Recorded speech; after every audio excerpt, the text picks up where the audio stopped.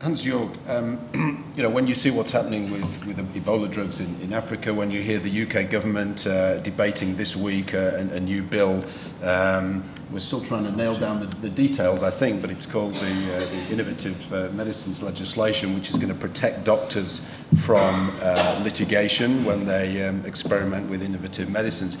Is there not a danger here that Stephen alluded to, that all of the measures that have been put in place since thalidomide to increase safety risk being undermined by some of these approaches? How do we reconcile faster access while maintaining safety? Mm-hmm. So allow me first to comment on the Ebola. I'm very wary to put these two together. Mm-hmm. I understand that, yes, there are similarities, and I appreciate those, but I'm old enough to have lived through the swine flu, when there was similar excitement, and we heard in the UK there will be 64,000 people dead, and well, it came very differently, and in the end we were the bad guys because we responded to that urgency, and we let out vaccines, and something turned sour, and you know, there were recriminations at WHO. So I would rather steer clear of that.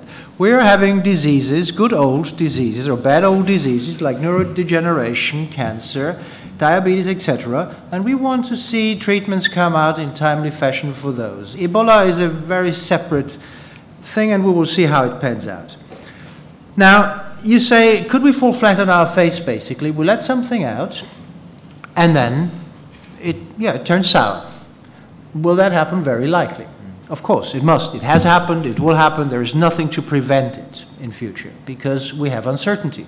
We pretend we can predict the future, but in reality we cannot. So, what can we do? And I make it a hobby to analyze the criticisms that regulators get when something goes wrong. And that's a fun pastime. And we are being criticized, but I've never seen an incident where we have been criticized for taking a wrong decision when something then went wrong unexpectedly. I think the population understands that.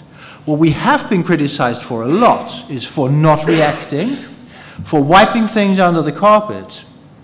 And there are many instructive lessons here. The whole Vioxx debate was not that something totally unexpected has happened.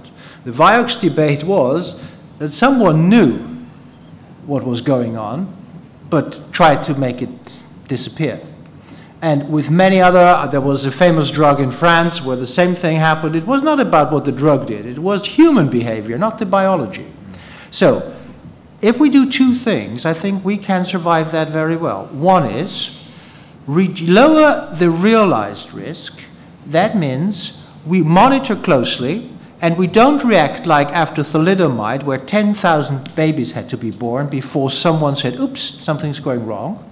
We have to act much more like we did with Tysabri, when after 3 cases, the wheels got in motion. So that was the right thing to do. React fast, monitor close, react fast, and also be transparent. Both upfront, say, we don't even pretend we know everything about this drug, and then also when it happens, be clear about it. And whenever we have done that, we have easily survived those things. And it was not a catastrophe. The world did not come to an end. Trust was not lost. And whenever we did the opposite, trust was lost.